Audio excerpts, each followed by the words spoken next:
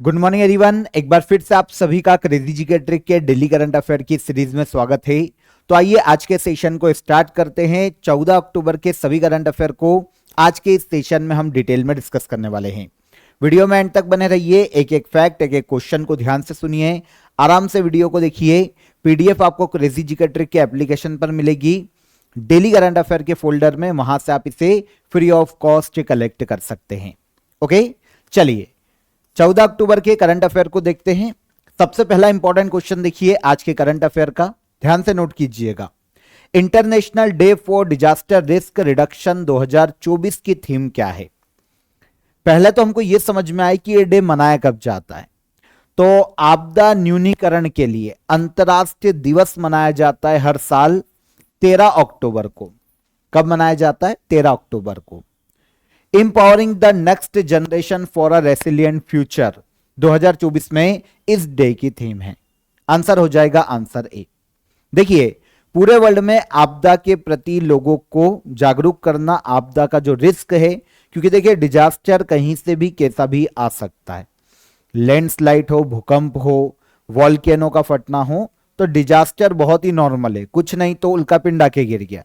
ठीक है, तो इसके रिस्क के प्रति लोगों को जागरूक करना और रिस्क को कम से कम करने के लिए प्रयास करना, और पूरे वर्ल्ड के देशों को इसके लिए जागरूक करने के लिए international day for disaster risk reduction के रूप में मनाया जाता है हर साल 13 अक्टूबर को। यहां पर आपको थीम क्लियर हो जाना चाहिए।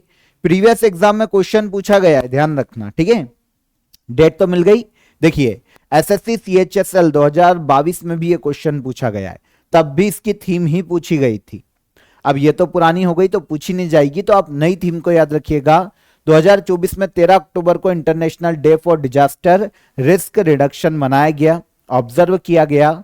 Empowering the next generation for a resilient future 2024 में इस डे की थीम है। उद्देश्य मैं आपको बता ही चुका हूं कि उद्देश्य क्या है, ठीक है ना। तो हिस्ट्री देख लेते हैं।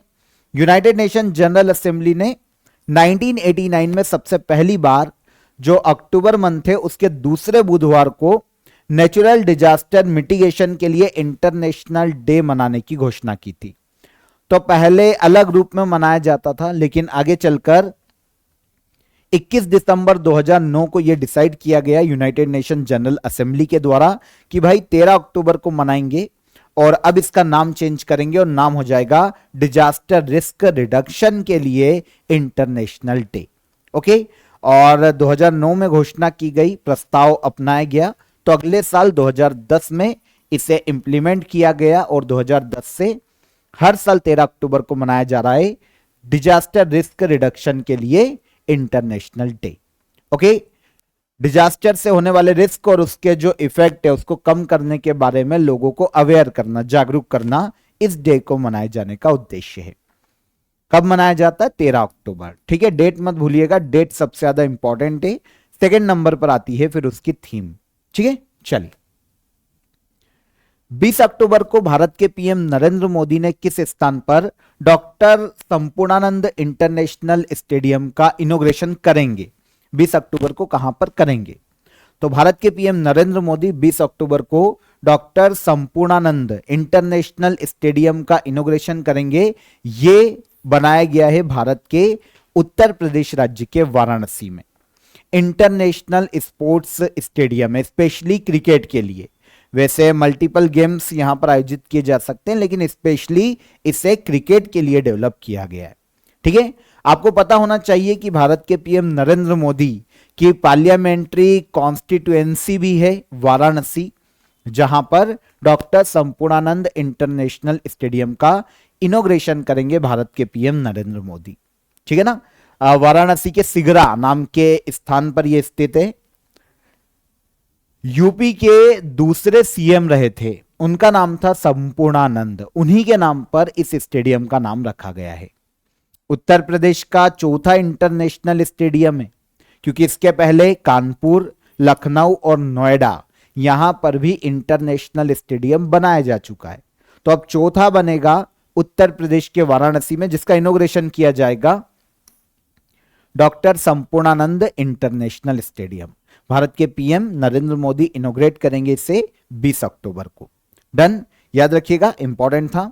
आगे बढ़ने से पहले आप सभी को आज का ऑफर ऑफ द डे बता देता हूं, जो कि बहुत ही इंपॉर्टेंट और बहुत ही इंटरेस्टिंग है आप सभी के लिए। देखिए, साइंस की सिंगल क्लास मींस आपके लिए रिकॉर्डेड बैच, पूरा सिंगल बैच अवेलेबल है, जहां पर आपको फिजिक्स, केमिस्ट्री और बायोलॉजी आपको इस सिंगल बैच में अवेलेबल हो जाएगी। अक्षय सर ने आपको बहुत ही अच्छी ट्रिक्स के माध्यम से पूरे साइंस को यहां पर कवर करवाया है। तो आप ज्वाइन कर सकते हैं बहुत ही नॉमिनल चार्जेस में। इसकी लिंक आपको नीचे डिस्क्रिप्शन में मिल जाएगी, वहां पर आप क्लिक कीजिए और डायरेक्ट अवेल कर लीजिए।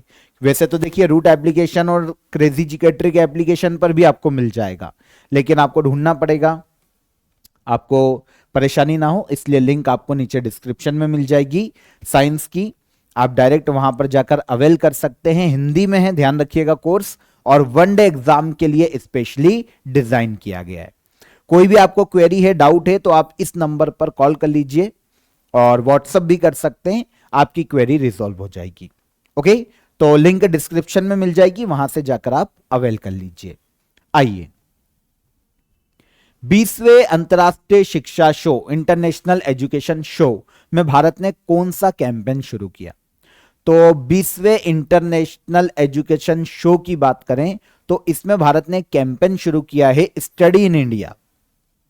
कौन सा? Study in India. पहले तो हम यह समझें कि 20वां इंटरनेशनल एजुकेशन शो आयोजित कहां किया गया। तो यह आयोजित किया गया शारजहां में। अब बताने की जरूरत तो नहीं पड़ेगी कहां पर है, कमेंट में बताना शारजहां कहां है, ठीक है ना। तो शारजहां में 20वें इंटरनेशनल एजुकेशन शो में ऑफिशियली इंडियन गवर्नमेंट ने स्टडी इन इंडिया कैंपेन की शुरुआत की। वैसे भारत में मिनिस्ट्री ऑफ एजुकेशन के सहयोग से इस कैंपेन को शुरू किया गया है। उद्देश्य की बात करें तो भारत की अलग अलग यूनिवर्सिटीज में फॉरेन स्टूडेंट आकर एडमिशन ले, फॉरेन स्टूडेंट इंडिया आकर पढ़ें, इस पहल को प्रोत्साहित करने के लिए शुरू किया गया study in India campaign. Officially announce कहां किया गया? तो अनाउंस किया गया है 20वें इंटरनेशनल एजुकेशन शो में, जो कि आयोजित किया गया शारजहां, ठीक है। ओके, भारत के किस राज्य या केंद्र शासित प्रदेश में एशिया के सबसे ऊंचे इमेजिंग चेरेनकोव टेलीस्कोप का इनॉग्रेशन किया गया?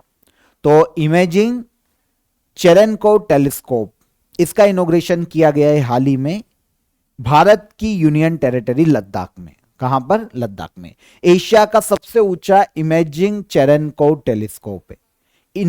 इनॉग्रेशन कहां पर, उद्घाटन कहां पर? तो भारत के लद्दाख राज्य में यह है टेलीस्कोप। देखिए, आपको टेलीस्कोप के बारे में भी पता होना चाहिए कि यह क्या है।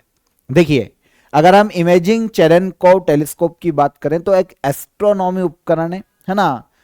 नॉर्मली रिसर्च के लिए इसका यूज किया जाएगा। हाई एनर्जी गामा किरणें का पता लगाने के लिए इसका इस्तेमाल होता है। यह जो टेलीस्कोप है नॉर्मली तब काम करता है जब गामा किरणें पृथ्वी पर आती है या पृथ्वी के एटमॉस्फेयर में आ जाती है, तब यह टेलीस्कोप नॉर्मली चेरेनकोव लाइट को उत्पन्न करता है, प्रोड्यूस करता है। अब आपको समझ में आना चाहिए कि चेरेनकोव लाइट क्या है, जिसके नाम पर टेलीस्कोप का नाम है। तो एक प्रकार की, देखिए, प्रकाश है, एक प्रकार की लाइट है। जब एक पार्टिकल जैसे इलेक्ट्रॉन या किसी अन्य मीडियम से या फिर अन्य मीडियम में वायुमंडल में प्रकाश की गति से भी तेज अगर मूव करती है, प्रकाश की गति से भी तेज अगर यात्रा करती है, तो वो जो लाइट है वो चेरेनकोव लाइट है, ठीक है ना। तो इसे ही डिटेक्ट करने के लिए, गामा किरणों का पता लगाने के लिए इमेजिंग चेरेनकोव टेलीस्कोप लगाया गया है। कहां पर? तो यह लगाया गया है लद्दाख में। देखिए, लद्दाख में इलेक्ट्रॉनिक्स कॉरपोरेशन ऑफ इंडिया और अदर जो इंडियन इंडस्ट्री है, इन्होंने इनकी भागीदारी के सहयोग से मुंबई के बार्क में इसका निर्माण किया गया है ना। भाभा एटॉमिक रिसर्च सेंटर है ना, यहां पर इसका मुंबई में देखने को मिलता है। यहां पर यह टेलीस्कोप नॉर्मली बनाया गया है। एशिया के सबसे ऊंचे इमेजिंग चेरेनकोव बायोस्कोप को लद्दाख के हानले में हाल ही में इनॉग्रेट किया गया। साइंटिफिक रिसर्च में नॉर्मली ये मदद करेगा, साइंटिफिक रिसर्च को बढ़ावा मिलेगा और साइंस के लिए अलग अलग डायमेंशंस को भी खोलने का ये काम करेगा। कहां पर इनॉग्रेट किया गया? लद्दाख में, ठीक है। हरियाणा विधानसभा चुनाव 2024 के बाद निम्नलिखित में से कौन हरियाणा के सीएम पद की शपथ लेंगे? तो आपको पता है अभी हरियाणा और जम्मू कश्मीर में इलेक्शन हुए थे। हरियाणा में बीजेपी ने अपनी गवर्नमेंट बनाई थी, 90 सीटों में से बीजेपी को बहुमत मिला था। अब यहां पर सीएम नियुक्त किए जाने वाले हैं नायब सिंह सैनी। इलेक्शन के पहले भी ये हरियाणा के सीएम थे नायब सिंह सैनी। अब क्योंकि वापस हरियाणा में तीसरी बार बीजेपी जीती है, इलेक्शन में बहुमत हासिल किया है, तो बीजेपी हरियाणा ने घोषणा की है कि 17 अक्टूबर को नायब सिंह सैनी सीएम पद की शपथ लेंगे हरियाणा में। इसके अलावा देखिए राज्य की अदर जो कैबिनेट मिनिस्टर होंगे वो भी साथ ही साथ शपथ लेंगे 17 अक्टूबर को। आपको पता है हरियाणा के राज्यपाल शपथ दिलवाएंगे, क्योंकि सीएम और राज्य में जो काउंसिल ऑफ मिनिस्टर होती है उनको अपॉइंट कौन करता है? राज्य का गवर्नर। तो शपथ कौन दिलवाएगा? राज्यपाल है बंडारू दत्तात्रेय हरियाणा के, ये शपथ दिलवाएंगे नायब सिंह सैनी और अदर जो कैबिनेट मेंबर होंगे उनको। ठीक है ना। तो हरियाणा के सीएम कौन बन रहे हैं? नायब सिंह सैनी। हरियाणा के बारे में आपको एक कैजुअल फिर से बता देता हूं। 90 विधानसभा की सीटें हैं हरियाणा में। सबसे ज्यादा बीजेपी ने अपने नाम की है 48। सेकेंड लार्जेस्ट पार्टी है इंडियन नेशनल कांग्रेस 37 सीट के साथ। तो सबसे ज्यादा बीजेपी, बहुमत देखिए 46 पे बहुमत मिल जाएगा, 50% प्लस। बीजेपी के पास 48 सीट है।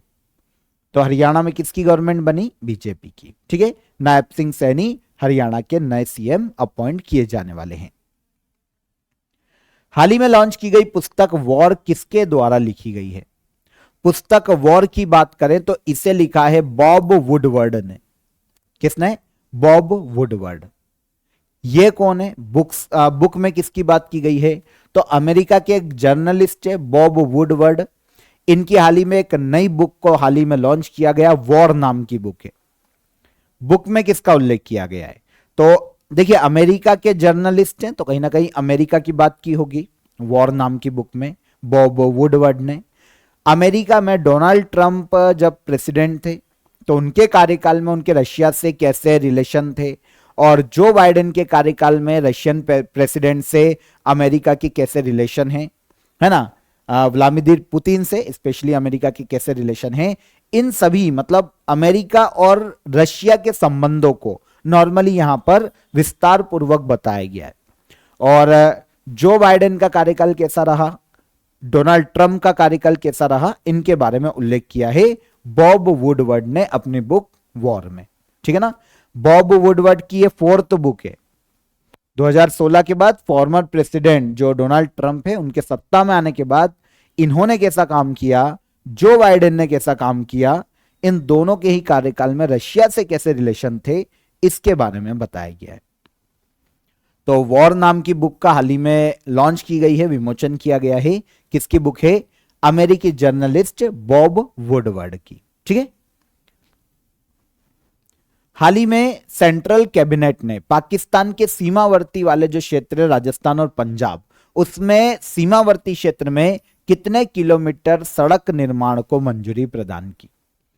तो सेंट्रल कैबिनेट ने पाकिस्तान से लगी हुई राजस्थान और पंजाब की जो बाउंड्रीज है उसके आसपास इंडिया में 2280 किलोमीटर की सड़कों के निर्माण को हाल ही में मंजूरी प्रदान की। 2280 किलोमीटर की सड़कें बॉर्डर एरियाज में बनाई जाएगी। वो बॉर्डर एरियाज जो कि राजस्थान और पंजाब के एरियाज है और पाकिस्तान से टच होते हैं। ठीक है ना। यूनियन कैबिनेट इसके लिए हाल ही में 4,406 करोड़ रुपए केंद्र सरकार ने आवंटित भी किए। 4,406 करोड़ रुपए। ठीक है ना। सड़कों का नॉर्मली पूरा जाल बिछाने के लिए सेंट्रल पब्लिक वर्क्स डिपार्टमेंट ने 2021 में यह प्रोजेक्ट तैयार किया था। प्रोजेक्ट का ऑब्जेक्टिव क्या है भाई? तो बॉर्डर एरिया में हमारी सिक्योरिटी को मजबूती मिले और किसी भी वॉर की कंडीशन में, अगर कोई भी युद्ध की कंडीशन आती है तो नॉर्मली युद्ध स्थल तक जल्द से जल्द पहुंचा जा सके। तो यह उद्देश्य है। ठीक है ना। इन सड़कों के निर्माण किए जाने का, तो याद रखिएगा इंपॉर्टेंट है, पूछा जा सकता है। 2280 किलोमीटर की बाउंड्री बनाई जाएगी भारत और पाकिस्तान की जो सीमावर्ती क्षेत्र है नॉर्मली राजस्थान और पंजाब की बाउंड्री से। ठीक है। ओके, अगले क्वेश्चन पर आइए। निम्नलिखित में से कौन दुनिया की 8,000 मीटर ऊंची सभी 14 चोटियों पर चढ़ने वाले दुनिया के सबसे युवा व्यक्ति हैं? तो दुनिया की 8,000 मीटर ऊंची सभी 14 चोटियों पर चढ़ने वाले दुनिया के सबसे युवा व्यक्ति की बात करें तो यह है नीमा रिंजी शेरपा। नेपाल से बिलोंग करते हैं। कहां से? नेपाल। कौन है? नीमा रिंजी शेरपा। 8,000 मीटर ऊंची सभी 14 चोटियों पर चढ़ने वाले दुनिया के सबसे युवा व्यक्ति। यहां पर आप इमेज देख सकते हैं। ये आते हैं नेपाल से। जापान तो नहीं बोला ना भाई मैंने, नेपाल। ओके, ठीक है, नेपाल से आते हैं। ये 8,000 मीटर की जो पिक्स हैं, है ना, 14 पिक्स हैं, इन्हें 8,000 के नाम से संयुक्त रूप से जाना जाता है। तो नेपाल के रहने वाले हैं 18 साल के नीमा रिंजी शेरपा। ये पर्वत कहां देखने को मिलेंगे? टोटल 14 जो पर्वत है वो हमें देखने को कहां मिलेंगे? तो ये देखने को मिलेंगे नेपाल, चाइना, पाकिस्तान और इंडिया में जो हिमालय और काराकोरम रेंज का एरिया है। ठीक है ना, हिमालय पर्वतमाला की 14 चोटियां है 8,000 मीटर से ऊंची। ठीक है ना, तो इनको चढ़ाई करने वाले, इन पर चढ़ने वाले पर्वतारोही है नीमा रिंजी शेरपा, नेपाल के। ठीक है ना, आगे आइए। रणजी ट्रॉफी के 90वें एडिशन की शुरुआत की गई। ठीक है, 90 एडिशन शुरू हुआ है रणजी ट्रॉफी का। रणजी ट्रॉफी का संबंध किस खेल से है? तो अगर हम रणजी ट्रॉफी की बात करें तो यह क्रिकेट से संबंधित प्रतियोगिता है। किससे? क्रिकेट से संबंधित प्रतियोगिता है। 90 एडिशन की हाल ही में इसकी शुरुआत की गई है। आपको रणजी ट्रॉफी के बारे में थोड़ा सा कैजुअल सा मैं बता देता हूं क्योंकि इंपॉर्टेंट है। इंडिया की एक घरेलू क्रिकेट प्रतियोगिता है। आयोजन कौन करवाता है? बीसीसीआई करवाता है। ठीक है ना, अलग अलग टीम, स्टेट की टीम इसमें पार्टिसिपेट करती है। 90वां एडिशन हाल ही में शुरू हुआ है। 2 स्टेज में रणजी ट्रॉफी टूर्नामेंट खेला जाएगा। 11 अक्टूबर को शुरू होगा और मार्च 2025 तक ये चलेगा। टोटल 32 टीमें इस बार पार्टिसिपेट करेगी रणजी ट्रॉफी में। कितनी? 32। Last year 89th Ranji trophy 2023 के विनर थी मुंबई। सबसे पहली बार रणजी ट्रॉफी की शुरुआत की गई थी 1934 में। और फर्स्ट विनर की बात करें 1934 में तो ये बॉम्बे है। ठीक है ना, बॉम्बे की टीम रणजी क्रिकेट ट्रॉफी को सबसे पहली बार जीती थी। 2023 में लास्ट बार कौन जीता? ये भी मुंबई ने ही अपने नाम किया है। बॉम्बे की टीम ने, मुंबई बोल लो, बॉम्बे बोल लो, बॉम्बे की टीम ने अपने नाम किया है। और अब 2024 में इसका 90वां एडिशन आयोजित किया जा रहा है। याद रहेगा, इंपॉर्टेंट है। आगे आइए, लास्ट क्वेश्चन आज के करंट अफेयर का। निम्न में से किसने इंटर पार्लियामेंट्री यूनियन की 149th बैठक में भारत का जो डेलीगेशन है उसकी अध्यक्षता की है? प्रतिनिधिमंडल। तो देखिए, इंटर पार्लियामेंट्री यूनियन की जो 149th बैठक का आयोजन किया जा रहा है उसमें इंडिया के डेलीगेशन ग्रुप की अध्यक्षता करी है ओम बिरला ने। भारत के लोकसभा स्पीकर है ओम बिरला। ठीक है ना, आयोजन कहां पर हुआ? तो देखिए, लोकसभा स्पीकर ओम बिरला ने जेनेवा में, आयोजन स्विट्जरलैंड के जेनेवा में। ठीक है ना, इंटर पार्लियामेंट्री यूनियन के 149th जो मीटिंग आयोजित की गई, बैठक आयोजित की गई, उसमें इंडियन डेलीगेशन ग्रुप की हाल ही में अध्यक्षता की गई की है। इसके अलावा भारत की ओर से राज्यसभा के डिप्टी चेयरमैन हरिवंश नारायण सिंह और संसद के दोनों सदनों के कुछ सदस्यों ने इस कार्यक्रम में भाग लेने के लिए गए हैं। ठीक है, तो 2024 में देखिए थीम, अब इसकी थीम इतनी ज्यादा इंपॉर्टेंट नहीं है कि आपको पूछा जाए, फिर भी अगर हम देखने जाएं तो harnessing science, technology and innovation for a more peaceful and sustainable future 149th बैठक की थीम है इंटर पार्लियामेंट्री यूनियन की। आयोजन जेनेवा में किया गया। इंडियन जो एमपीज का डेलीगेशन ग्रुप था उसकी अध्यक्षता किसने करी? लोकसभा स्पीकर ओम बिरला ने। यहां पर हमें इंटर पार्लियामेंट्री यूनियन के बारे में थोड़ा सा पता होना चाहिए कि ये क्या है। तो देखिए, इंटर पार्लियामेंट्री यूनियन की बात करें तो वर्ल्ड में जो अलग अलग देश हैं, ऑलमोस्ट 180 से ज्यादा देशों की पार्लियामेंट का एक ग्लोबल ऑर्गेनाइजेशन है जिसकी स्थापना 1889 में की गई थी। ठीक है, पार्लियामेंट्री डिप्लोमेसी को बढ़ाना, आपस में पार्लियामेंट्री बातचीत को आगे बढ़ाना और पूरे वर्ल्ड में शांति को बढ़ावा देना इंटर पार्लियामेंट्री यूनियन को स्थापित किए जाने का मुख्य उद्देश्य है। 180 देशों की पार्लियामेंट्स और 15 अलाइस मेंबर जो मित्र राष्ट्र हैं उनके मेंबर भी इसमें शामिल है, उनकी पार्लियामेंट भी इसमें शामिल है। इंटर पार्लियामेंट्री यूनियन का हेडक्वार्टर स्विट्जरलैंड के जेनेवा में देखने को मिलता है। कहां पर? स्विट्जरलैंड के जेनेवा में। ठीक है, तो इंटर पार्लियामेंट्री यूनियन की जो 149th बैठक का आयोजन किया गया, उसमें भारत का जो डेलीगेशन ग्रुप था उसकी अध्यक्षता किसने करी? ओम बिरला, लोकसभा स्पीकर। डन। तो यहां पर देखिए 14 अक्टूबर के सभी करंट अफेयर हमने डिटेल में डिस्कस कर लिए। अब मैं आपको लास्ट डे के करंट अफेयर का रिवीजन करवा देता हूं, जल्दी से ध्यान से सुनिएगा। ग्लोबल हंगर इंडेक्स 2024 में भारत की रैंक क्या है? तो ये कितनी थी? 105।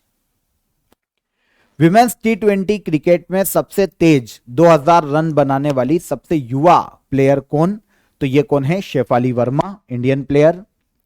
हाल ही में मिल्टन तूफान ने किस देश को प्रभावित किया? तो मिल्टन तूफान ने प्रभावित किया है अमेरिका को। नाबार्ड द्वारा जारी किए गए all India rural financial inclusion survey 2021-22 के अनुसार ग्रामीण परिवारों की एवरेज मंथली इनकम कितनी है 2021-22 में? तो यह है 12,698। ठीक है, निम्न में से किस स्थान पर वर्ष 2024 के लिए सेना कमांडरों के दूसरे सम्मेलन का आयोजन किया जा रहा है? तो यह किया जा रहा है सिक्किम और नई दिल्ली में। 38वें राष्ट्रीय खेलों का आयोजन किस राज्य में किया जाएगा? तो 38वें राष्ट्रीय खेलों का आयोजन किया जाएगा उत्तराखंड राज्य में। ठीक है, रतन टाटा के स्थान पर टाटा ट्रस्ट के अध्यक्ष कौन बने? तो नोएल टाटा नियुक्त किए गए हैं, स्टेप ब्रदर हैं रतन टाटा के। निम्न में से किस केंद्रीय मंत्रालय ने हम सफर पॉलिसी लॉन्च की है? तो इसे लॉन्च किया है ministry of road and transport ने, है ना, नितिन गडकरी जी ने अनाउंस की है। अक्टूबर 2024 में पद्म भूषण से सम्मानित डॉक्टर पी वेणुगोपाल का निधन हो गया। इन्हें किस क्षेत्र में पद्म भूषण प्रदान किया गया था? तो मेडिसिन के क्षेत्र में। 2024 में शांति का नोबेल पुरस्कार किसे दिया गया? तो जापान के ऑर्गेनाइजेशन निहोन हिदानक्यो ऑर्गेनाइजेशन। ठीक है, तो ये सारे करंट अफेयर लास्ट डे के सेशन में हमने डिटेल में समझे थे। अब आपको क्वेश्चन ऑफ द डे बता देता हूं। कल जो क्वेश्चन थे उनके आंसर ले लेते हैं। कैलाश सत्यार्थी 2014 में शांति का नोबेल मिला था मध्य प्रदेश के विदिशा जिले से। ठीक है, चंपारण सत्याग्रह 1917 में हुआ था गांधी जी का, और संघ लोक सेवा आयोग संविधान के आर्टिकल 315 में उल्लेखित है। ठीक है, तीनों क्वेश्चन के आंसर मिल गए। अब आज के क्वेश्चन ऑफ द डे देख लीजिए, आंसर कीजिएगा कमेंट में। किस एक्ट को माल्य मिंटो सुधार कहा जाता है? असफलताओं का बादशाह किस शासक को कहा जाता है इतिहास में? और सौर मंडल में किस ग्रह के सर्वाधिक उपग्रह है? ठीक है, तो तीनों के आंसर कमेंट बॉक्स में कीजिएगा। सेशन पसंद आया हो तो सेशन को लाइक और शेयर कर दीजिएगा। चैनल पर पहली बार आए हैं तो चैनल को सब्सक्राइब कर लीजिए। फिर मुलाकात करेंगे नेक्स्ट वीडियो में, तब तक अपना ख्याल रखिएगा। जय हिंद, जय भारत।